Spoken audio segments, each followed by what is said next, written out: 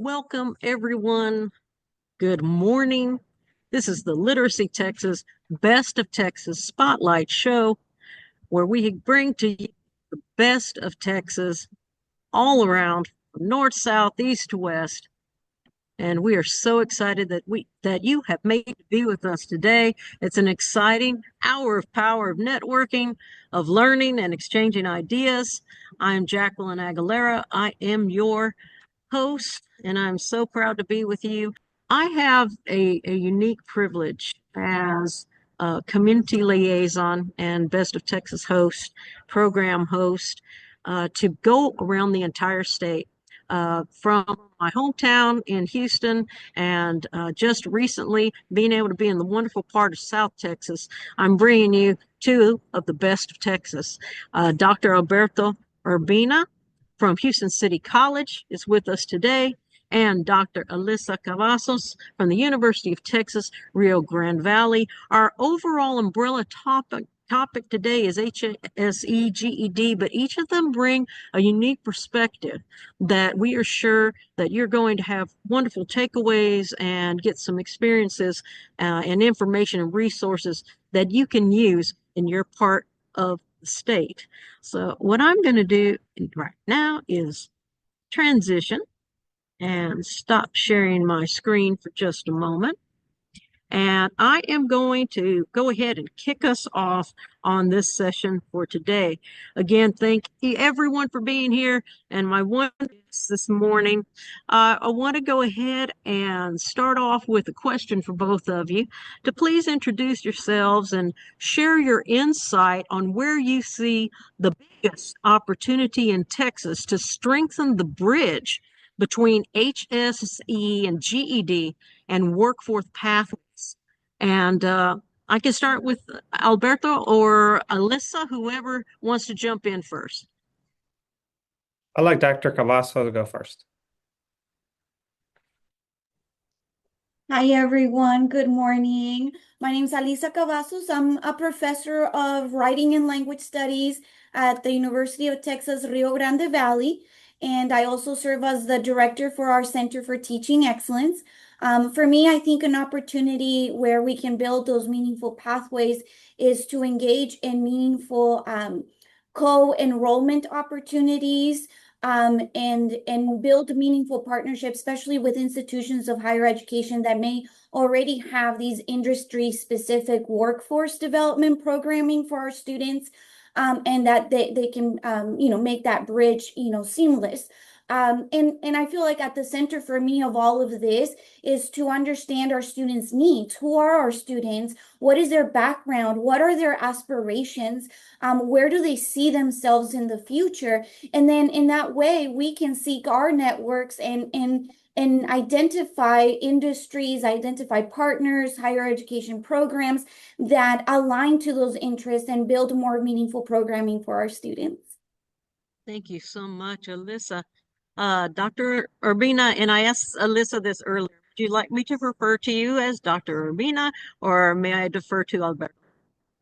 Please call me Alberto, Jackie. Thank you so much. Thank you, sir. Just always want to respect the work. So same question on your end, from what you see at Houston City College. Okay. Good morning, everyone. My name is Alberto Urbina, and I serve as the Vice President of Houston City College Southeast.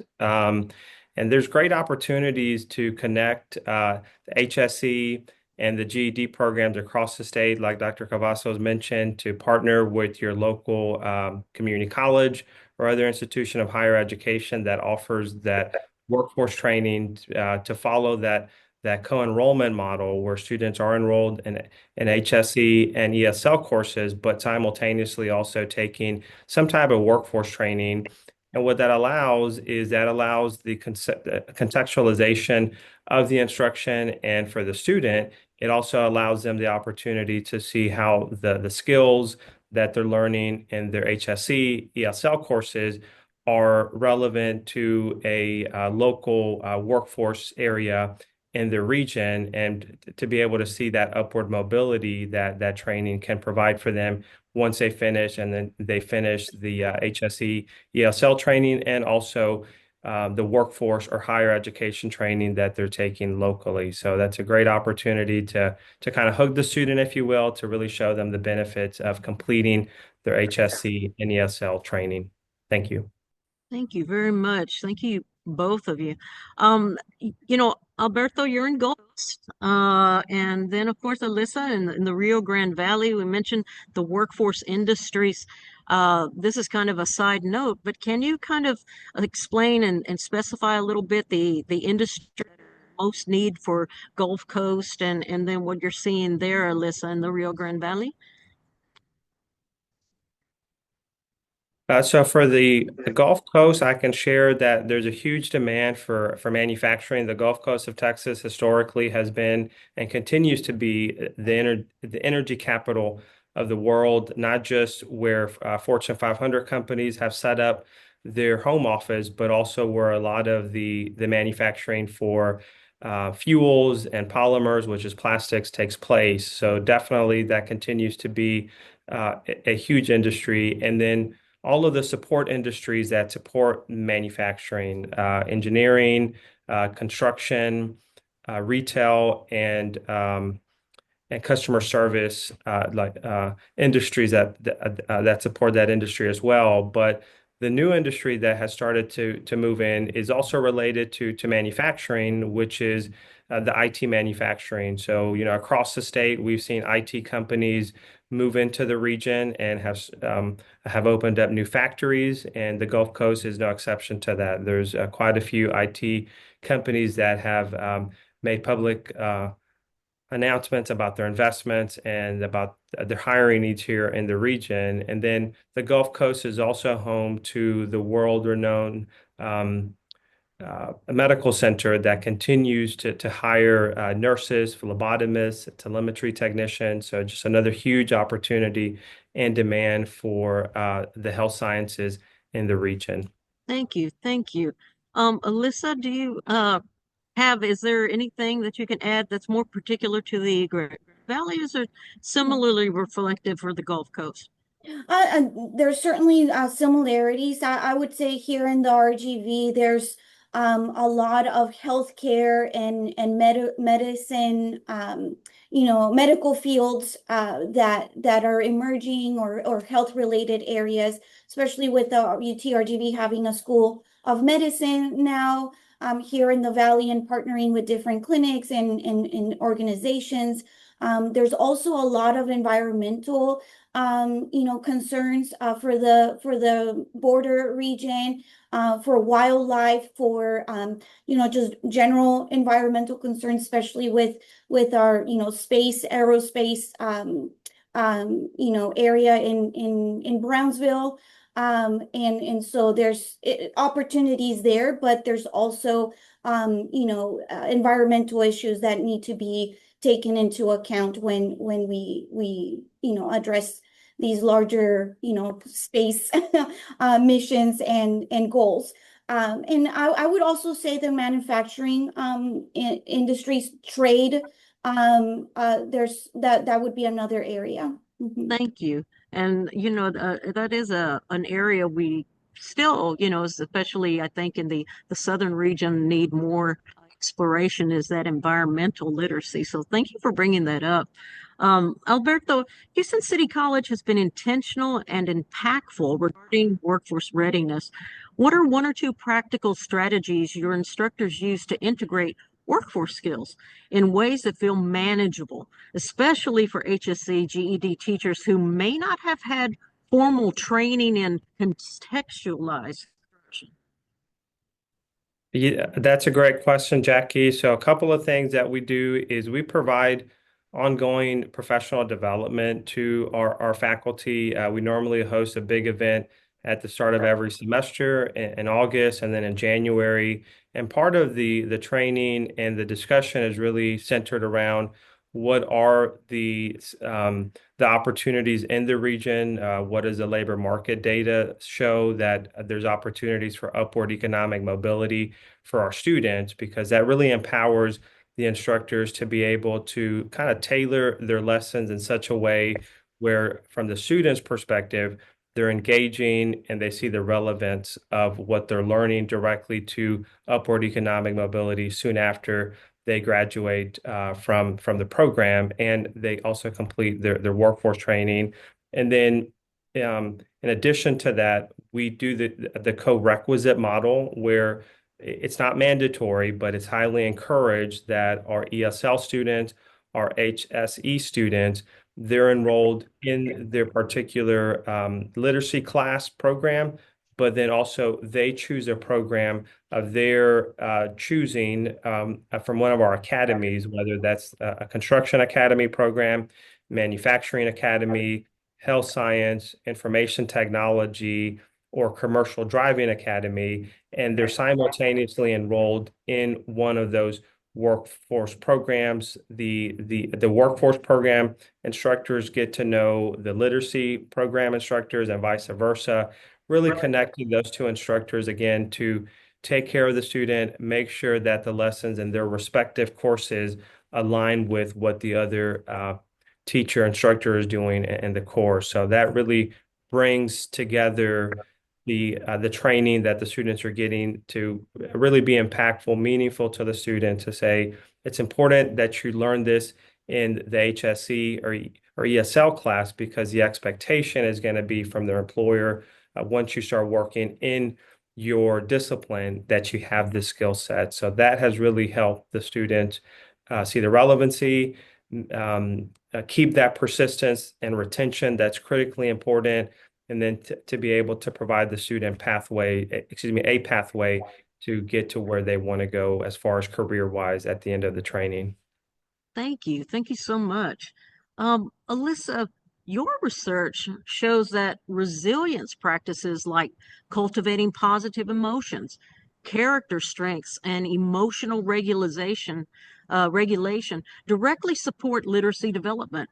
How can adult education and family instructors use these of practices in HSE GED classrooms to help adult learners persist academically and prepare for the workforce, especially when many students arrive with academic trauma or long gaps in their schooling experience?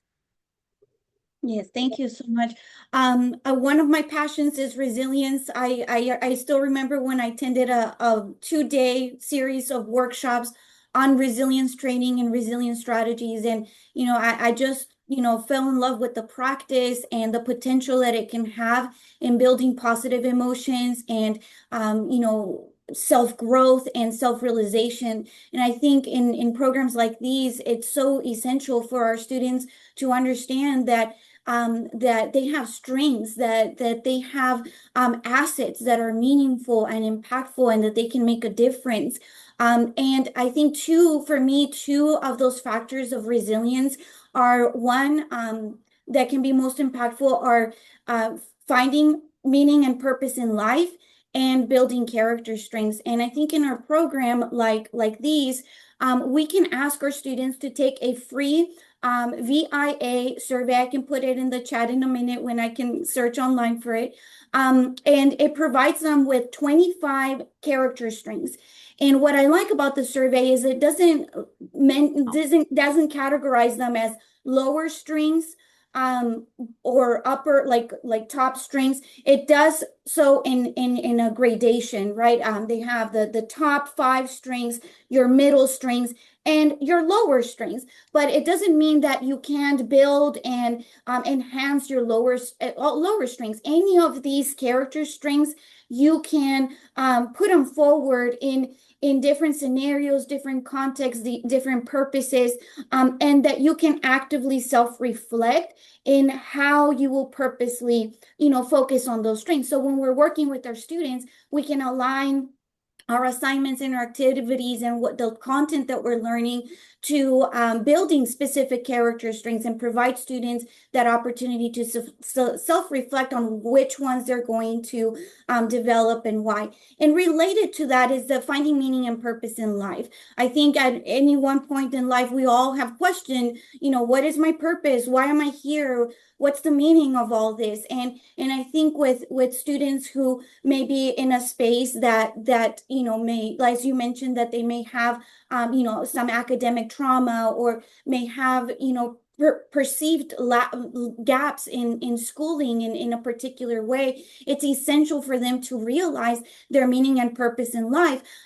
One activity that I'm very passionate about, and I love when I did it with our students here, is asking students to create a Venn diagram with 3 circles, and to explore how they intersect. In the first circle, you ask the students to reflect on, what do I do that I find deeply satisfying? That's our first circle. Second circle, intersecting circle, is what comes easily to me, my natural abilities. And then the third circle is, who needs me? Where can I contribute? And so when they fill out those independent circles and think critically about how do they intersect, once we get to the middle, we start exploring, well, that's my meaning and purpose in life. I'm combining things that satisfy me, that I find deeply satisfying. I'm combining things that I'm really good at. I have those natural strengths that I can capitalize on. And then I'm combining to where I want to make a difference, and who do I want to impact, and who needs me in life, right? And I just find that just so deeply inspirational. When I've done it myself, when we might think like, oh, I've already found my meaning and purpose in life, but we still question these things, and you discover new talents and new opportunities. To me, that's extremely powerful, and it's a central goal in ensuring our students understand that there's strengths there that they can capitalize on, and that it's our responsibility here in working with them to guide them through that process and discovering that. Thank you so much. Boy, that's a huge nugget of takeaway, right? I know each of you prepared a few slides to share, and I want to go to Alberto. If you would set that up, and I'll give a reminder to everyone that to create a feeling of community, we do ask if you're able to share your video to keep that open with us. Make sure that we know your name and share that name and information so that you can, again, get acquainted with those who are here and be able to check back with those pretty known for a while just to say hey. And also, I'm going to bounce back to you. I'll just start off with my second slide. One of my favorite things to do is to do data research. Love to get into the numbers, because I think the numbers of a system really help us to understand what's happening. And this is some very interesting data that I came across, and I got this from the governor's office, which was provided by the International Monetary Fund. But the Texas economy in 2024, which is the most recent year data available, the Texas economy was the 9th largest in the world. And that's a huge statement, because there's over 200 countries on the planet, and for the Texas economy to be such large, and to have such robust GDP, or gross domestic product, really what that tells me is the economic power that we have in the state. But more importantly is the opportunity for upward economic mobility for Houstonians and for Texans across the region. So I always share this with instructors and with students, just to really highlight the opportunities that exist in our great state, and the great work that HSE and ESL courses are providing, by allowing students those scaffolding foundational skills, along with workforce training, for them to be able to partake and benefit from the great economic power that the state currently has. So here at Houston City College, we offer adult education and literacy programs. Houston City College is one of the largest institutions in the state of higher education. We serve over 100,000 students on an annual basis, and we are scattered throughout the great city of Houston. All of these programs are made available at no cost to the students by a local grant from the Workforce Board.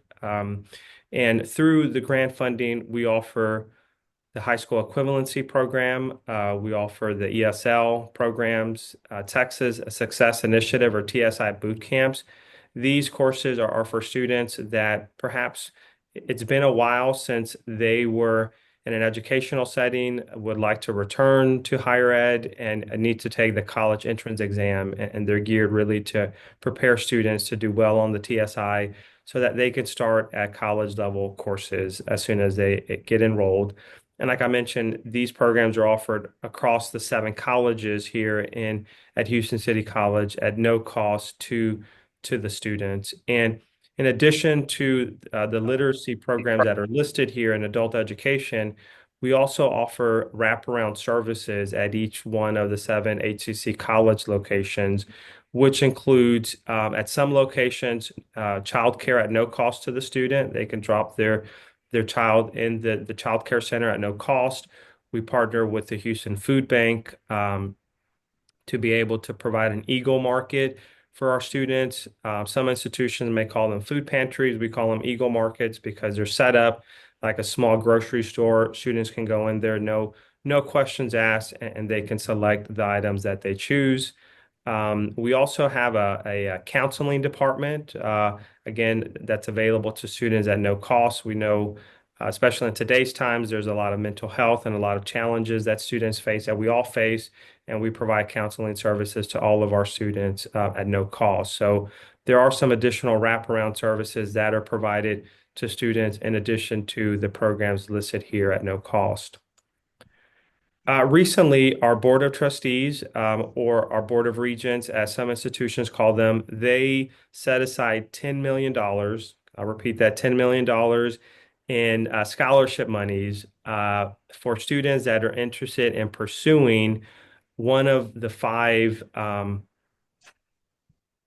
demand areas in the region. This includes architectural design and construction related pathways, digital information technology, health sciences, manufacturing and the trades, and also transportation. So students that are in one of our adult education and literacy programs, they have the option of being co-enrolled in any of the programs that are listed at no cost to them. And that's made available through the scholarship that our Board of Trustees made available to the community. So within a 6 to 9 month period, someone can go from not having a high school diploma to having their high school equivalency diploma, being able to graduate with our workforce training at no cost, and then be able to start an entry-level position within the high demand areas in the region that's going to align them to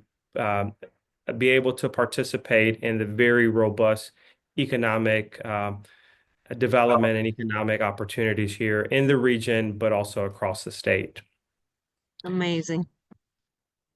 And then lastly, I just wanted to share a recent success story from Ms. Rochelle Brisby. So she completed her GED. She came back to school at 45, completed her GED. We got her connected with the Eagle Connect program, which is the Connect 2 program that was on the previous slide. She chose the pathway that she wanted to pursue.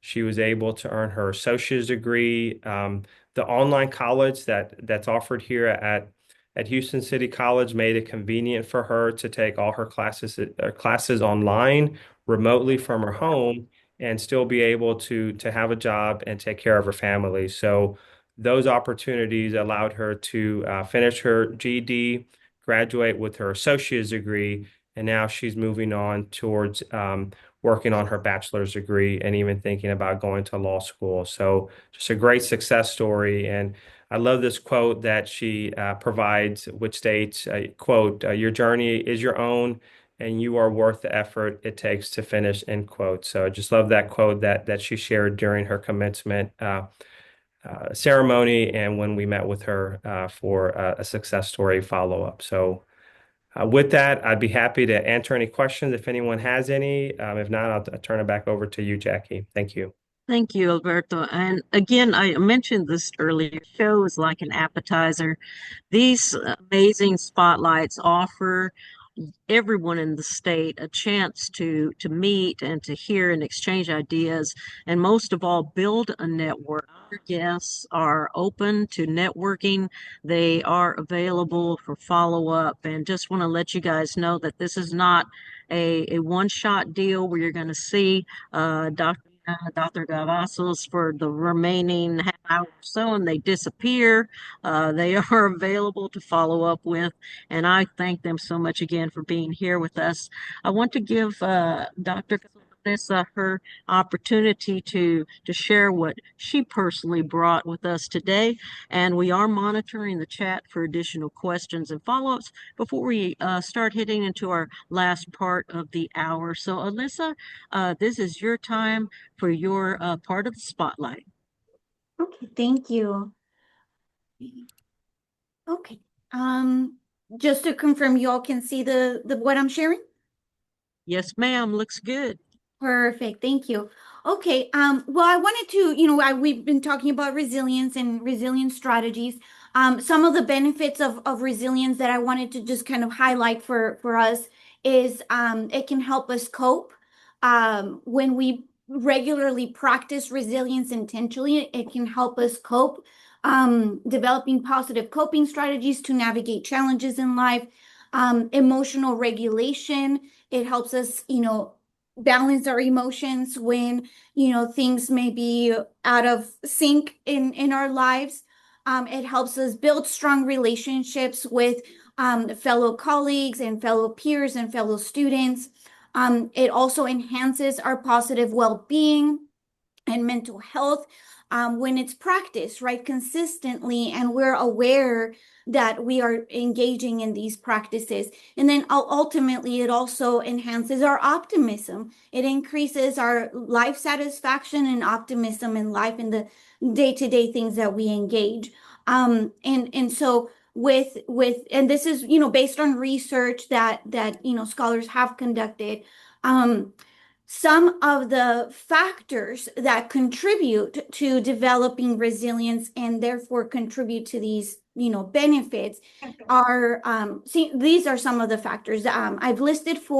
There's other factors that scholarship also highlights. These are the ones that I feel more connected to and that we've practiced in our program that I lead, that I can share a little bit more about in a moment.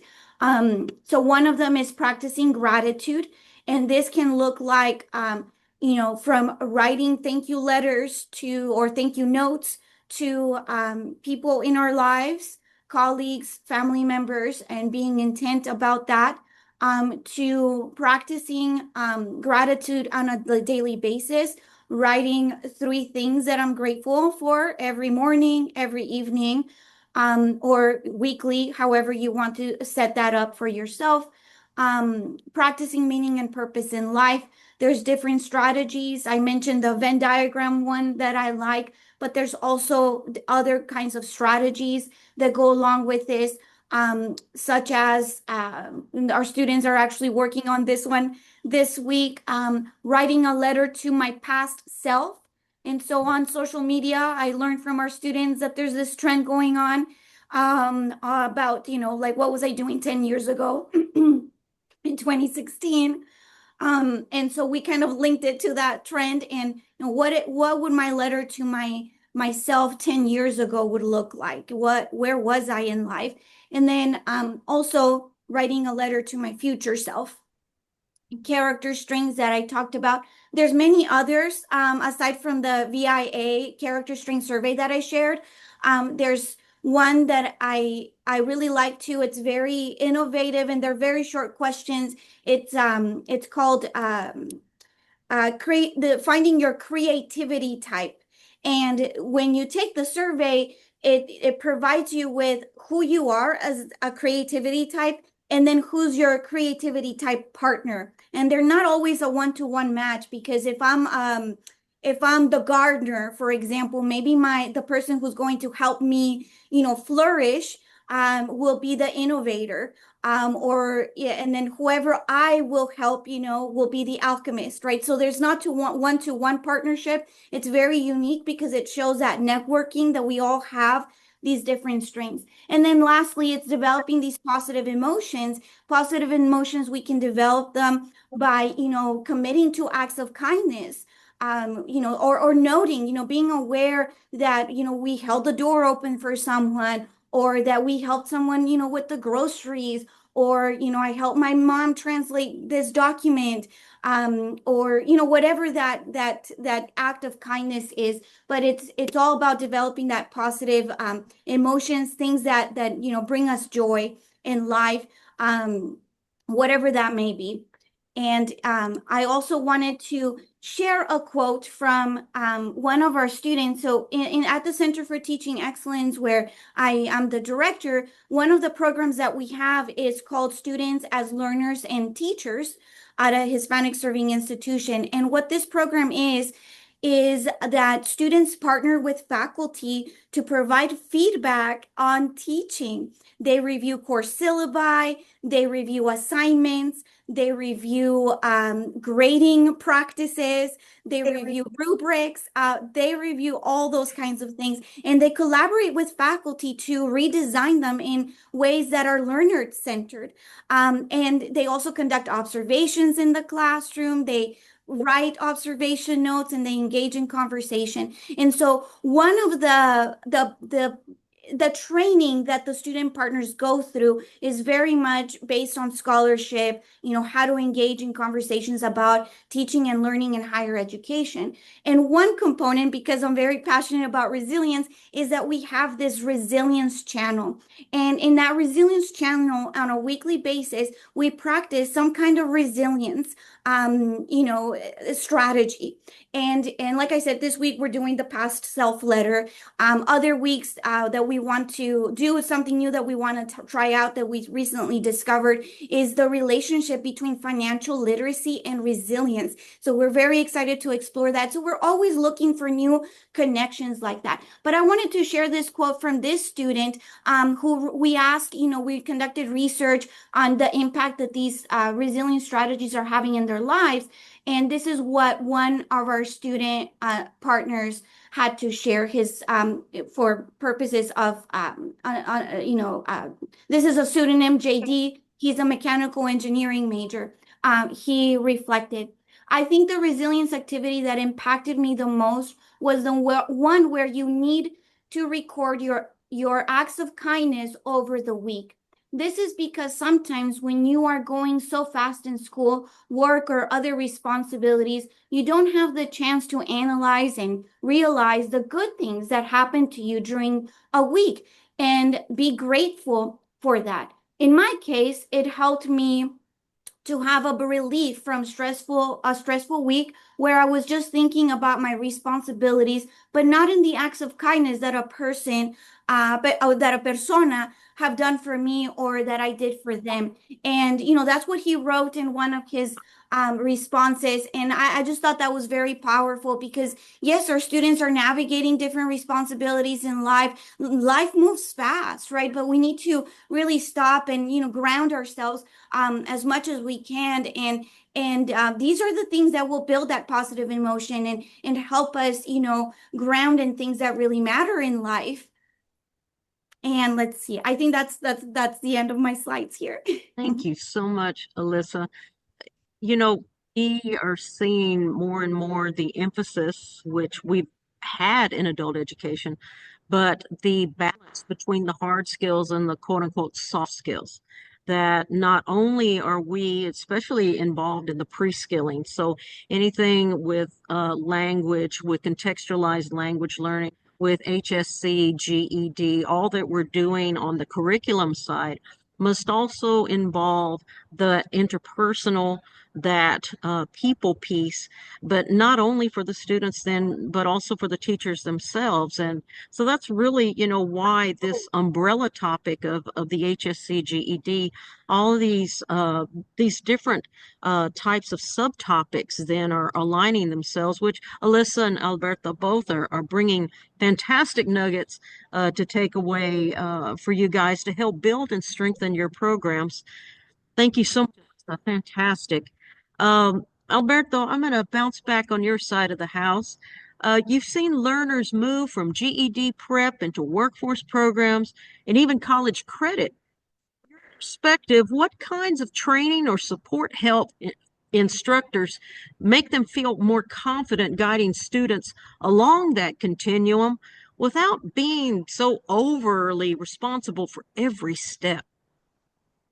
That's a great question, Jackie. I mean, so there's a couple of things that we provide our instructors, and myself being in the classroom, I know was something that helped me as an instructor. Is really number one, starting by connecting our instructors with the resources that they have, because to your point and to the point of the question, sometimes it can become a little bit overwhelming to the instructor, thinking that they're responsible for so many different components of someone's kind of tenure in higher education. But one of the things that we do that really helps is to connect our instructors with the contact persons in those wraparound services, and more so than just an email, but really take them across the campus and do an introduction to say, this is our counselor, this is our contact for the Eagle Market, this is our contact for the child care,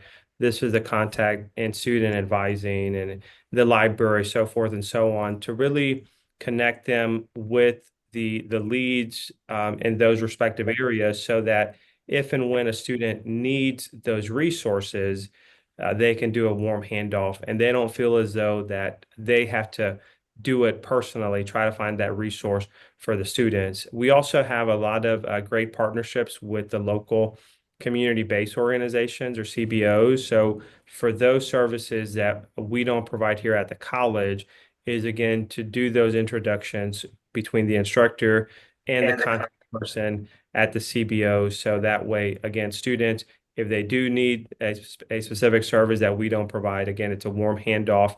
And the instructor feels that they did their part, but it's not relying on them to find that service for the student. So that's the first part. And then second part is really just making sure that we keep our instructors informed. We provide them continuous communications as far as what's happening on campus, what opportunities exist with our career services department, what opportunities exist if an employer is visiting the campus, and making them feel that they're connected with the campus so that they can connect their students with the campus resources as well. So it's really building that community where they know what's going on, and they can share that information with the students. And like I mentioned in the previous segment, is really assessing the instructors, really asking them, what are some beneficial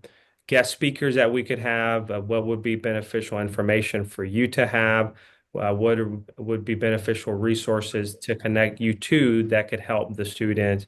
And then being able to tailor professional development based on those surveys, so that we address any needs that the instructors have. We can address that. We can be proactive, make sure that they have either the training, professional development, or the resources that they need to be able to deliver that to their students. And that's really worked out very well with the instructors to alleviate some of the additional responsibilities that they may feel that is placed on them by having to provide these resources to our students. Thank you so much. An equipped teacher is an empowered teacher. That works. Alyssa, you teach strategies like practicing gratitude, hunting the good stuff, and putting things in perspective. Which of these are most useful for adult education and family literacy instructors who are balancing workforce readiness, family literacy, core academics? And how can these same practices support instructor resilience and reduce burnout in high demand HSE GED settings? Yes, thank you. No, that this is a great question. I think all of these strategies that you listed can be helpful and beneficial. I think for me too, that in these spaces would be both hunting the good stuff and putting things in perspective. I think with hunting the good stuff and putting things in perspective, can help us navigate these different roles that we have, and have a better understanding of where we are situated. In our day-to-day life, I feel like it's very easy to become overwhelmed with many demands, and we may fail to see the small accomplishments and progress and growth that is happening, that we are making a difference. And so, for example, with hunting the good stuff, we can keep a daily journal where we write down good things that happened on a daily basis during the week. And, whether it was a moment that a student made a connection, or a thank you, or a smile, or an example that just worked very well, and you just feel very good about writing those things down. We look back at those at the end of the week, and we start to realize that there was a lot of joy, and there was a lot of meaningful connections happening. And it's very easy to lose track of that if we don't do those things. So I think that's the beauty about resilience, and being intentional with our resilience practices, and just being consistent about it. I think the other big one for me is putting things in perspective. Well, let me show you. I don't know if y'all have watched Inside Out, but I have a little girl, and this is anxiety, and this is fear, the emotions. And so I have her here because, yes, I'm very anxious. I get anxious about all the things that are happening in life, but at the end, she reminds us that we can just sit down and relax and have a cup of tea, and things will be fine. And I think with putting things in perspective has been very meaningful to me personally, right? With this strategy is that we can do like a continuum, right? And on one end of the continuum, we write down what is the worst thing that can happen. And then the other end of the continuum, we write what is the best outcome? What is the best thing that can happen? And in the middle, we write down what is more likely to happen.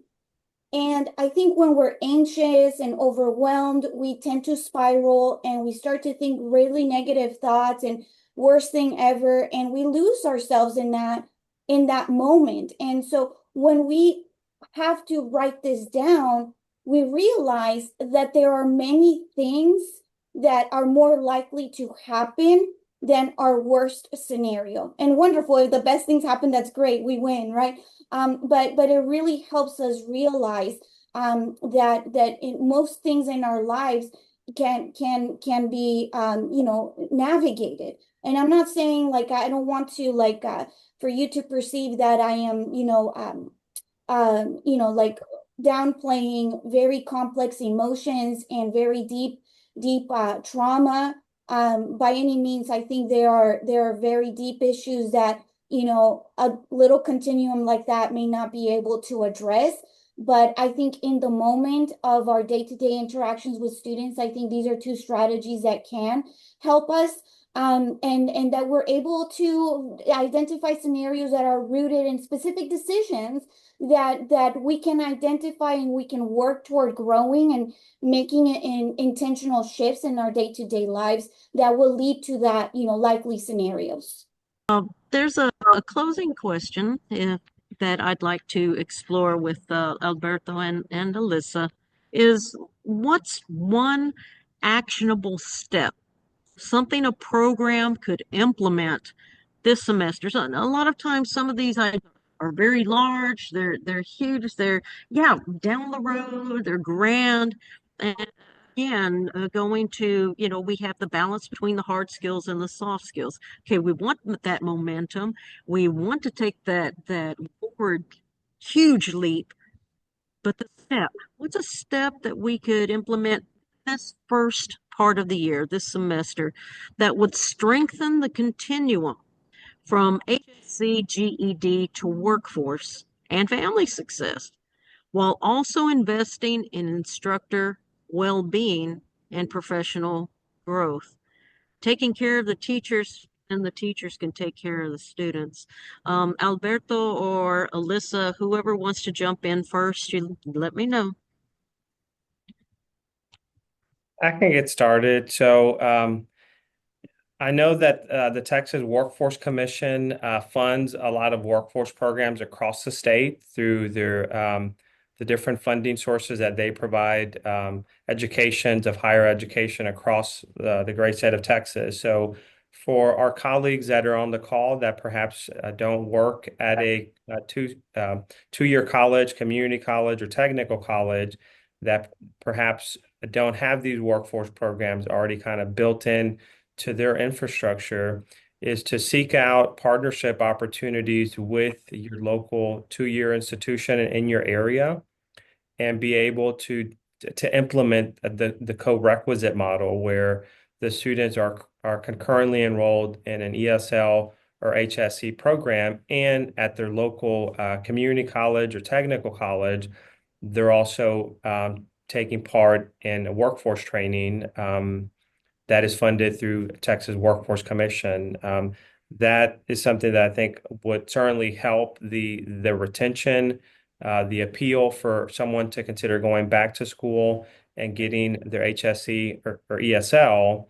And kind of associated with that is also for the instructors is to provide them information on the local labor market. I know that we have colleagues from all over the state, and the labor market data is a little bit different based on where you are in the great state of Texas. So just being able to empower the faculty with that information, and all that information is available from Texas Workforce Commission or from the governor's office, that really will do a kind of a zoom in into the region that you're in and be able to provide those high demand, high wage occupations that the state funds for no cost training for the student. And then lastly, again, related to that is for the student is being able to provide some type of a financial literacy, finding a resource that would empower the student once they complete their HSE ESL training and their workforce training, and they start gaining or they start that gainful employment, is how can we make sure that the student is set up, understand budgets, and can develop a long-term personal strategy for financial stability for themselves and for their families. Thank you so much, Alberto. And both you and Alyssa mentioned financial literacy, financial education. For those of you who have not heard, this year began a standalone requirement for financial education in the state of Texas for high school students. So it's no longer just a let's insert a supplement, but actually a standalone course. And we know that in adult education, we mirror equal to and sometimes even greater expectations than are held through for our colleagues in PK through 12 and in the high school system. So just want you to be aware that the stakes have been raised for financial education, not just integration, standalone coursework. And there are partners at the ready to help you with that. Don't think you. One more thing. This is supposed to be integrating, reducing stress, so don't panic. And I've got a lot of resources and partners, and these guys know a lot of people. So reach out to any of us if you'd like to explore that more. Alyssa, I want to go and allow you time to respond to that final question as well. Yes, no, thank you so much. I feel that one actual step that we can take right now is, get with our team and design intentional collaborative spaces where we can deliberately practice these resilience strategies with one another and with our students, right? Not just to get to know with each other, but also in understanding ourselves so we can be better mentors and guides to our students. And I would say, just committing to engaging one resilient practice a day, whether that is hunting the good stuff or gratitude, an act of kindness, writing letters to our future selves, any of those practices, I feel that we will begin to notice shifts in how our program culture interacts and, building that collaborative momentum in these spaces. And then eventually you can, collaborate and determine how you want to bring these practices in your classroom with students, right? I feel that it doesn't have to take very long. It can be 5-10 minutes, but those can be very powerful 5 to 10 minutes where we ground ourselves and we start from a place of strength and our students feel that joy and that sense of belonging and that sense of belief that they can be successful and that they can do well. Excellent. The integration of adult education under the Department of Labor has seemed like a large kind of beast at times, but we know the reason and the rationale. And again, because adult education has always been a foundation to help support workforce in our nation. It is a great, great place to be. Let me tell you, it is a sheer joy to see so many people from so many parts of this state coming together to be able to create community. And that is really the heart of adult education, family literacy, and workforce preparation, is building strength and community so we can continue to grow and be able to strengthen each other.